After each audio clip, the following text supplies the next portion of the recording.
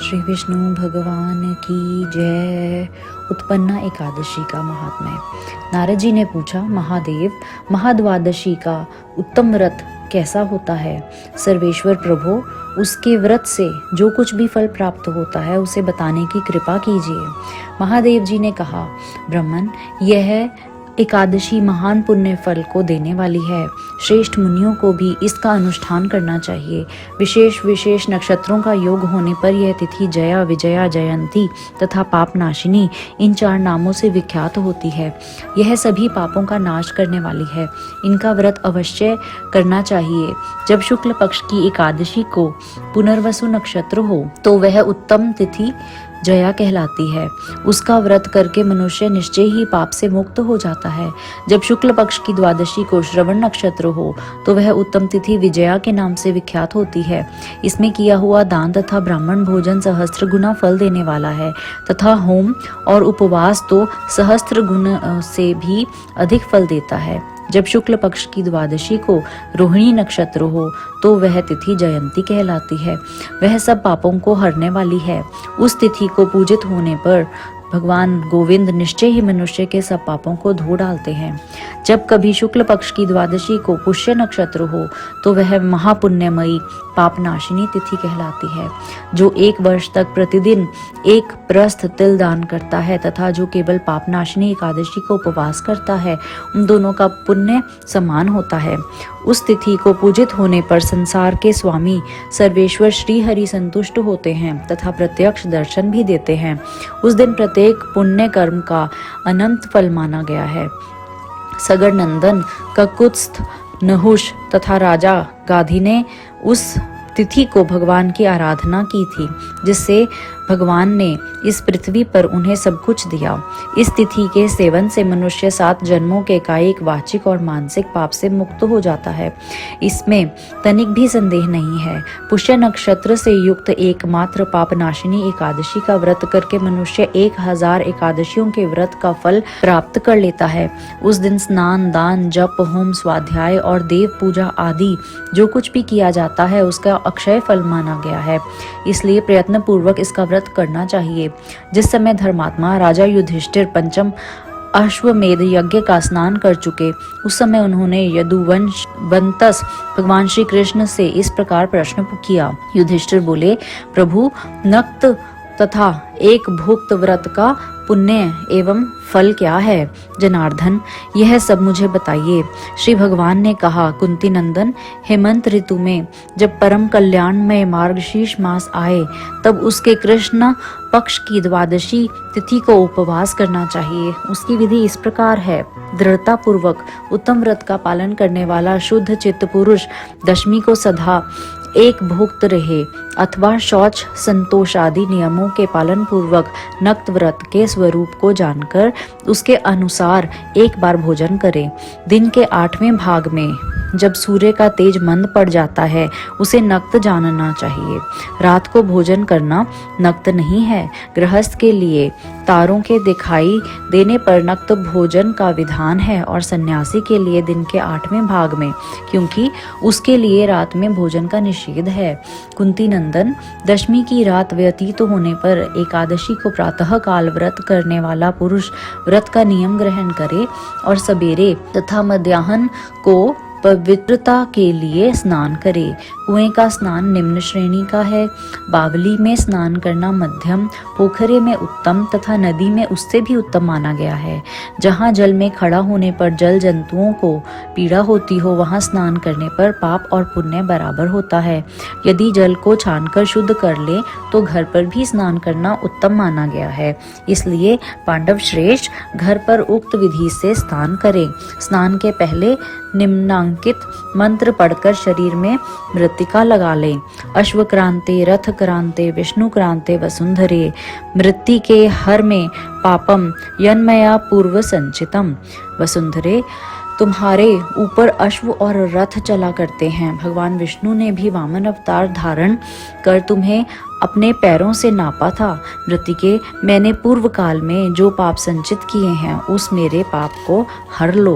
व्रती पुरुष को चाहिए कि वह एक चित और दृढ़ संकल्प होकर क्रोध तथा लोभ का परित्याग करे। अंत्यज्य, पाखंडी, मिथ्यावादी, ब्राह्मण निंदक, अगम्य स्त्री के साथ गमन करने वाले, अन्यान्य, दुराचारी, पर धनहारी तथा पर स्त्रीगामी मनुष्यों से वार्तालाप न करें। भगवान केशव की पूजा करके उन्हें नैवेद्य भोग लगाएं। घर में भक्ति युक्त मन से दीपक जलाकर रखें। पार्थ, उस दिन निंद्रा और मैथुन का परित्याग करें। धर्मशास्त्र से मनोरंजन करते हुए संपूर्ण दिन व्यतीत करें। नृपश्रेष्ठ, भक्ति युक्त होकर रात्रि में जागरण करें। ब्राह्मणों को दक्षिणा दे और प्रणाम करके उनसे त्रुटियों के लिए क्षमा मांगे। जैसी कृष्ण पक्ष की एकादशी है वैसी ही शुक्ल पक्ष की भी है। इसी विधि से उसका भी व्रत करना चाहिए। पार्थ, द्विज को उचित है कि वह शुक्ल और कृष्ण पक्ष की एकादशी के व्रती लोगों में भेद बुद्धि न उत्पन्न करे। शंखोधार तीर्थ में स्नान करके भगवान गदाधर का दर्शन करने से जो पुण्य होता है वह संक्रांति के अवसर पर 4 लाख का दाम देकर जो पुण्य प्राप्त किया जाता है वह सब एकादशी व्रत की 16वीं कला के बराबर भी नहीं है। प्रभास क्षेत्र में चंद्रमा और सूर्य के ग्रहण के अवसर पर स्नान दान से जो पुण्य होता है वह निश्चय ही एकादशी को उपवास करने वाले मनुष्य को मिल जाता है। केदार क्षेत्र में जल पीने से पुनर्जन्म नहीं होता। एकादशी भी ऐसा ही महात्म्य है। यह भी गर्भवास का निवारण करने वाली है। पृथ्वी पर अश्वमेध यज्ञ का जो फल होता है उससे 100 गुना अधिक फल एकादशी व्रत करने वाले को मिलता है। जिसके घर में तपस्वी और श्रेष्ठ ब्राह्मण भोजन करते हैं उसको जिस फल की प्राप्ति होती है वह एकादशी व्रत करने वाले को भी अवश्य मिलता है।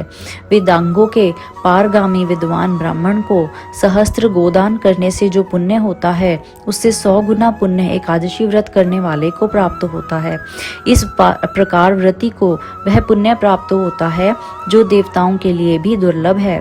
रात को भोजन कर लेने पर उससे आधा पुण्य प्राप्त होता है तथा दिन में एक बार भोजन करने से देहधारियों को नक्त भोजन का आधा फल मिलता है। जीव जब तक भगवान विष्णु के प्रिय दिवस एकादशी को उपवास नहीं करते तभी तक तीर्थ दान और नियम अपने महत्व की गर्जना करते हैं। इसलिए पांडव श्रेष्ठ, तुम इस व्रत का अनुष्ठान करो। कुंती नंदन, यह गोपनीय एवं उत्तम व्रत है जिसका मैंने तुमसे वर्णन किया है। हजारों यज्ञों का अनुष्ठान भी एकादशी व्रत की तुलना नहीं कर सकता। बोलो श्री विष्णु भगवान की जय। उत्पन्ना एकादशी की कथा। युधिष्ठिर ने पूछा, भगवान, पुण्यमयी एकादशी तिथि कैसे उत्पन्न हुई? इस संसार में क्यों पवित्र मानी गई तथा देवताओं को कैसे प्रिय हुई? श्री भगवान बोले, कुंती नंदन, प्राचीन समय की बात है। सतयुग में मुर नामक दानव रहता था। वह बड़ा ही अद्भुत, अत्यंत रौद्र तथा संपूर्ण देवताओं के लिए भयंकर था। उस काल रूपधारी दुरात्मा महासुर ने इंद्र को भी जीत लिया था। संपूर्ण देवता उससे परास्त होकर स्वर्ग में से निकाले जा चुके थे और शंकित तथा भयभीत होकर पृथ्वी पर विचरा करते थे। एक दिन सब देवता महादेव जी के पास गए। वहां इंद्र ने भगवान शिव के आगे सारा हाल कह सुनाया। इंद्र बोले, महेश्वर, ये देवता स्वर्ग लोक से भ्रष्ट होकर पृथ्वी पर विचर रहे हैं। मनुष्यों में रहकर इनकी शोभा नहीं होती। देव कोई उपाय बताइए। देवता किसका सहारा ले? महादेव जी ने कहा, देवराज, जहाँ सबको शरण देने वाले, सबकी रक्षा में तत्पर रहने वाले जगत के स्वामी भगवान गरुड़ध्वज विराजमान है वहां जाओ, वे तुम लोगों की रक्षा करेंगे।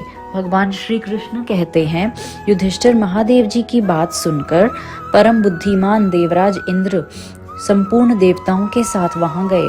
भगवान गदाधर क्षीर सागर के जल में सो रहे थे। उनका दर्शन करके इंद्र ने हाथ जोड़कर स्तुति आरंभ की। इंद्र बोले, देव देवेश्वर, आपको नमस्कार है। देवता और दानव दोनों ही आपकी वंदना करते हैं। पुंडरीकाक्ष, आप दैत्यों के शत्रु हैं। मधुसूदन, हम लोगों की रक्षा कीजिए। जगन्नाथ, संपूर्ण देवता मुर नामक दानव से भयभीत होकर आपकी शरण में आए हैं। भक्त वत्सल हमें बचाइए, देव देवेश्वर हमें बचाइए, जनार्दन हमारी रक्षा कीजिए, रक्षा कीजिए, दानवों का विनाश करने वाले कमल नयन हमारी रक्षा कीजिए। प्रभु हम सब लोग आपके समीप आए हैं, आपकी ही शरण में आ पड़े हैं। भगवान शरण में आए हुए देवताओं की रक्षा सहायता कीजिए। देव आप ही पति, आप ही मति, आप ही कर्ता और आप ही कारण हैं। आप ही सब लोगों की माता और आप ही इस जगत के पिता हैं। भगवान देव देवेश्वर शरणागत वत्सल देवता भयभीत होकर आपकी शरण में आए हैं। प्रभु अत्यंत उग्र स्वभाव वाले महाबली मुर नामक दैत्य ने संपूर्ण देवताओं को जीतकर इन्हें स्वर्ग से निकाल दिया है। इंद्र की बात सुनकर भगवान विष्णु बोले, देवराज यह दानव कैसा है, उसका रूप और बल कैसा है तथा उस दुष्ट के रहने का स्थान कहाँ है। इंद्र बोले, देवेश्वर पूर्व काल में ब्रह्मा जी के वंश में तालजंघ नामक एक महान असुर उत्पन्न हुआ था जो अत्यंत भयंकर था। उसका पुत्र मुर दानव के नाम से विख्यात हुआ। वह भी अत्यंत उत्कृष्ट महापराक्रमी और देवताओं के लिए भयंकर है। चंद्रावती नाम से प्रसिद्ध एक नगरी है, उसी में स्थान बनाकर वह निवास करता है। उस दैत्य ने समस्त देवताओं को परास्त करके स्वर्ग लोक से बाहर कर दिया है। उसने एक दूसरे ही इंद्र को स्वर्ग के सिंहासन पर बैठाया है। अग्नि, चंद्रमा, सूर्य, वायु तथा वरुण भी उसने दूसरे ही बनाए हैं। जनार्दन मैं सच्ची बात बता रहा हूँ, उसने सब कोई दूसरे ही कर लिए हैं। देवताओं को तो उसने प्रत्येक स्थान से वंचित कर दिया है। इंद्र का कथन सुनकर भगवान जनार्दन को बड़ा क्रोध हुआ। वे देवताओं को साथ लेकर चंद्रावतीपुरी में गए। देवताओं ने देखा दैत्यराज बारंबार गर्जना कर रहा है। उससे परास्त होकर संपूर्ण देवता दसों दिशाओं में भाग गए। अब जब दानव विष्णु भगवान को देखकर बोला, खड़ा रह। उसकी ललकार सुनकर भगवान के नेत्र क्रोध से लाल हो गए। वे बोले, अरे दुराचारी दानव, मेरी इन भुजाओं को देख। यह कहकर श्री विष्णु ने अपनी दिव्य बाणों से सामने आए हुए दुष्ट दानवों को मारना आरंभ किया। दानव भय से विवल हो उठे। पांडुनंदन तत्पश्चात श्री विष्णु ने दैत्य सेना पर चक्र का प्रहार किया। उससे छिन्न भिन्न होकर सैकड़ों योद्धा मौत के मुख में चले गए। इसके बाद भगवान मधुसूदन बद्रिकाश्रम को चले गए। वहां सिंहावती नाम की गुफा थी जो 12 योजन लंबी थी। पांडुनंदन उस गुफा में एक ही दरवाजा था। भगवान विष्णु उसी में सो रहे। दानव मुर भगवान को मार डालने के उद्योग में लगा था। वह उनके पीछे लगा था। वहां पहुंचकर उसने भी उसी गुफा में प्रवेश किया। वहां भगवान को सोते देख उसे बड़ा हर्ष हुआ। उसने सोचा, यह दानवों को भय देने वाला देवता है, अतः निसंदेह इसे मार डालूंगा। युधिष्ठिर नाम के दानव के इस प्रकार विचार करते ही भगवान विष्णु के शरीर से एक कन्या प्रकट हुई जो बड़ी ही रूपवती, सौभाग्यशालिनी तथा दिव्य अस्त्र शस्त्रों से युक्त थी। वह भगवान के तेज के अंश से उत्पन्न हुई थी। उसका बल और पराक्रम महान था। युधिष्ठिर दानवराज मुर ने उस कन्या को देखा। कन्या ने युद्ध का विचार करके दानव के साथ युद्ध के लिए याचना की। युद्ध छिड़ गया। कन्या सब प्रकार की युद्ध कलाओं में निपुण थी। वह मुर नामक महान असुर को उसके हुंकार मात्र से राख का ढेर हो गया। दानव के मारे जाने पर भगवान जाग उठे। उन्होंने दानव को धरती पर पड़ा देखा। पूछा, मेरा यह शत्रु अत्यंत उग्र और भयंकर था, किसने इसका वध किया है? कन्या बोली, स्वामिन, आपके ही प्रसाद से मैंने इस महादैत्य का वध किया है। श्री भगवान बोले, कल्याणी, तुम्हारे इस कर्म से तीनों लोकों के मुनि और देवता आनंदित हुए हैं। अतः तुम्हारे मन में जैसी रुचि हो उसके अनुसार मुझसे कोई वर मांगो।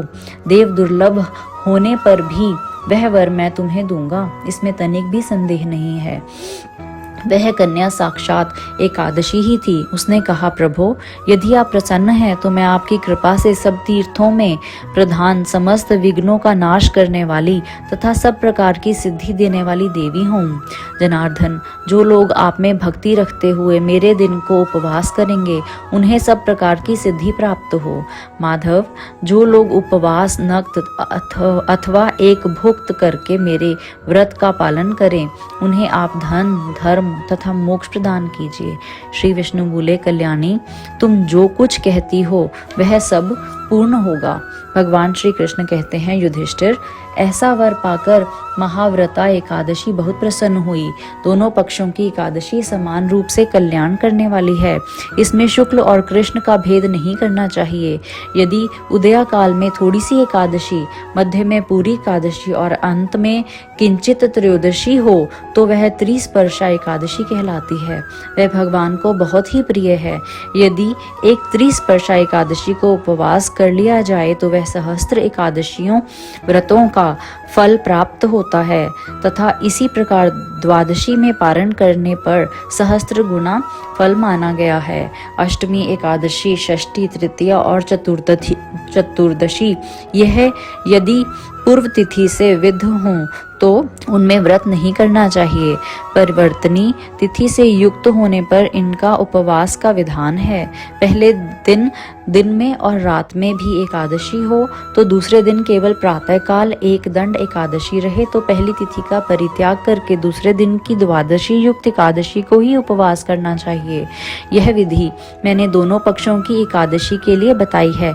जो मनुष्य एकादशी को उपवास करता है वह वैकुंठ धाम में, जहाँ साक्षात भगवान गरुड़ ध्वज विराजमान है, जाता है। जो मानव हर समय एकादशी के महात्म्य का पाठ करता है उसे सहस्त्र गोदानों के पुण्य का फल प्राप्त होता है। जो दिन या रात में भक्ति पूर्वक इस महात्म्य का श्रवण करते हैं वे निसंदेह ब्रह्म हत्या आदि पापों से मुक्त हो जाते हैं। एकादशी के समान पापनाशक व्रत दूसरा कोई नहीं है। बोलो श्री विष्णु भगवान की जय।